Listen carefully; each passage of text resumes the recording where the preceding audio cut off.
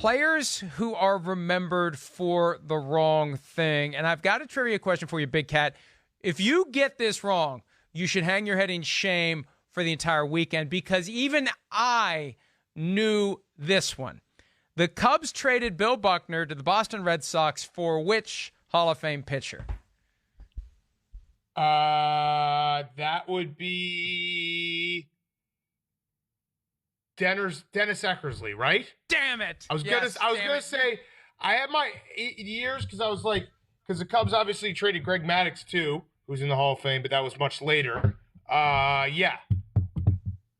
Yep, you get it. You get the first pick. Man. Well done. I miss baseball. I wish we had baseball. Okay, all right, my first pick. This one's easy for me. I will go with Gary Anderson. Damn it.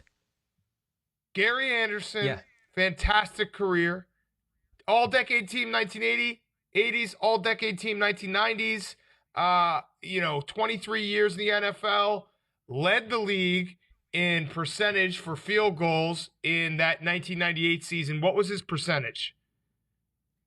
He didn't miss a single one. Now, look, 100%, and then he missed this, and this was to go to the Super Bowl, the 15-1 Vikings, and then we remember Gary Anderson, who had a fantastic career for that one big miss. Oh, my God, that was unfortunate. Now, the Vikings were up by 7 points at the time. That would have put them up by 10 without nearly enough time for the Falcons to close the gap. They drove down the field, they forced overtime, and then they won the game in overtime.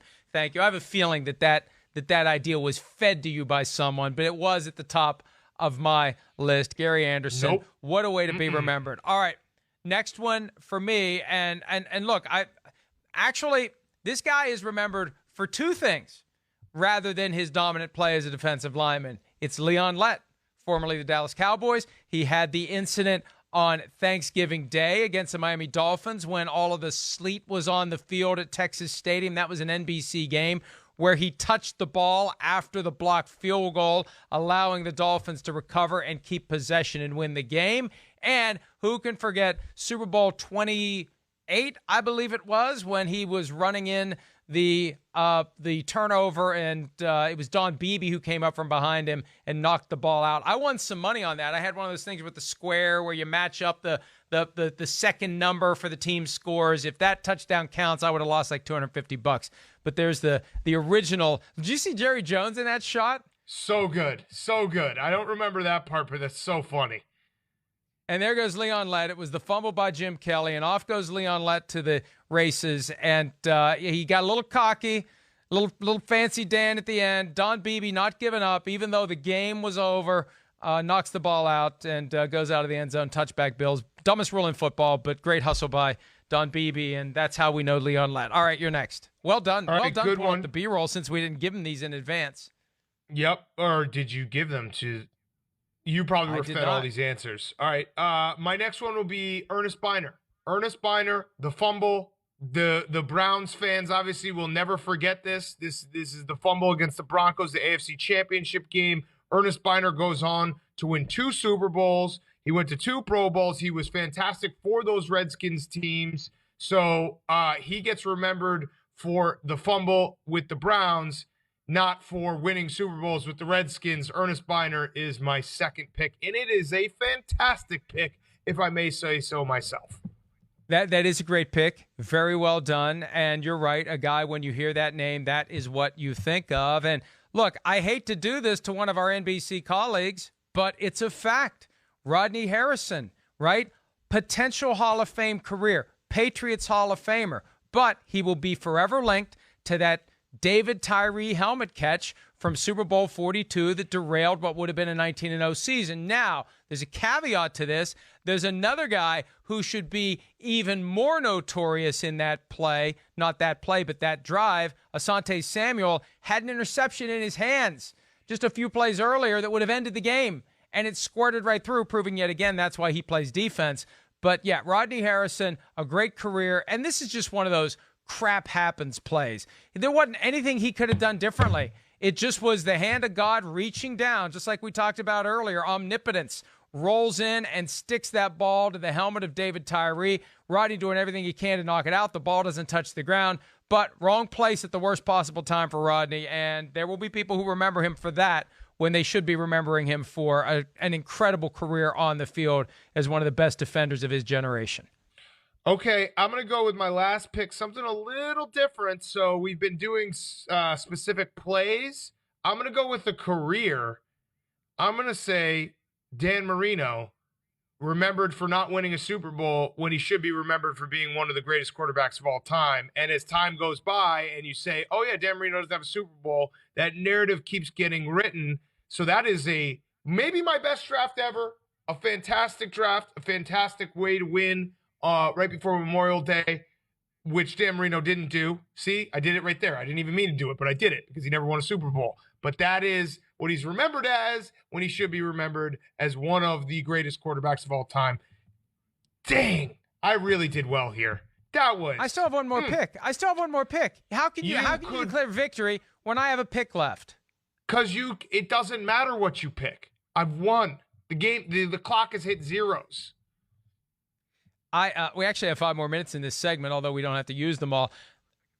We can go another round if you're feeling good about yourself and you're wondering you're out, you emptied the tank. You need to have somebody else feed you a fourth one or you're going to be in trouble. Nope. I will go with Jim Marshall, the former Vikings defensive lineman who should be in the Hall of Fame. He had the all-time Ironman streak before Brett Favre got there. He's known. Oh my God. There it is. Look how old this is. Well done, control room. You can't so even what? see this. Here's what he's known for. He's running the wrong way.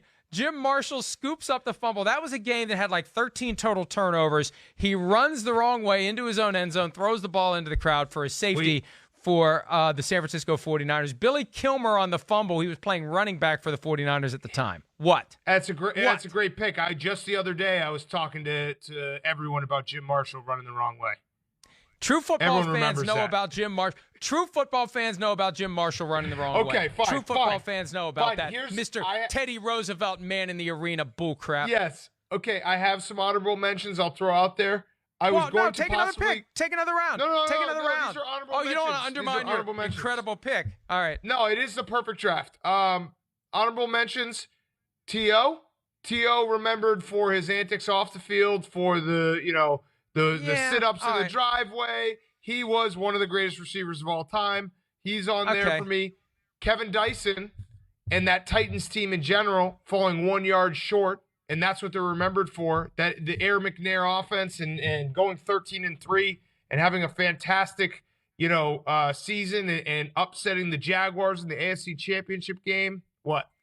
Kevin Dyson, just 2 or 3 weeks before, maybe 4 weeks before, he came up a yard short of forcing overtime potentially in Super Bowl 34. Music City Miracle. He's the Music City Miracle. That's what he's remembered for. But everyone remembers that. Everyone remembers, the Titans falling 1 yard short there. Here's our buddy Frank Wycheck. It still looks, man, from that angle, it looks like a forward pass, although he swears it wasn't. There goes Kevin Dyson. Hey, Kevin Dyson was the receiver taken in 1998 before Randy Moss, by the way. Wow. Wow, that also, Jeff Fisher told us that Kevin Dyson wasn't supposed to be the guy there. It was actually, I think someone got hurt, and that's why he lined up so incorrectly and why it was so close to being a forward pass, because that was not the usual guy who gets the ball there. Who else do you have on your list? Anyone? I got Scott Norwood.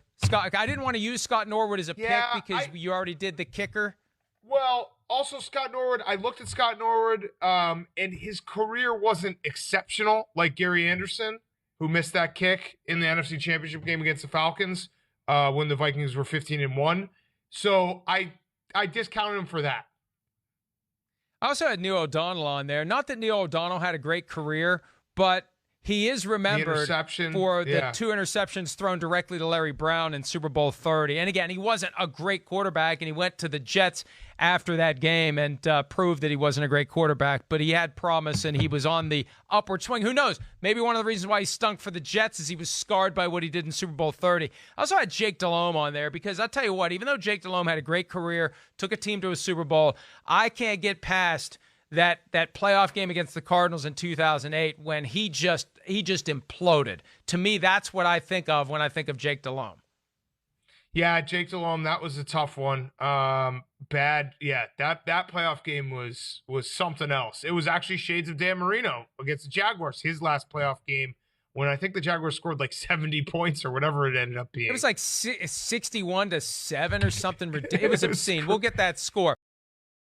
Hi, I'm Mike Tirico, and thanks for watching. Make sure to hit subscribe for the latest news and highlights from NBC Sports.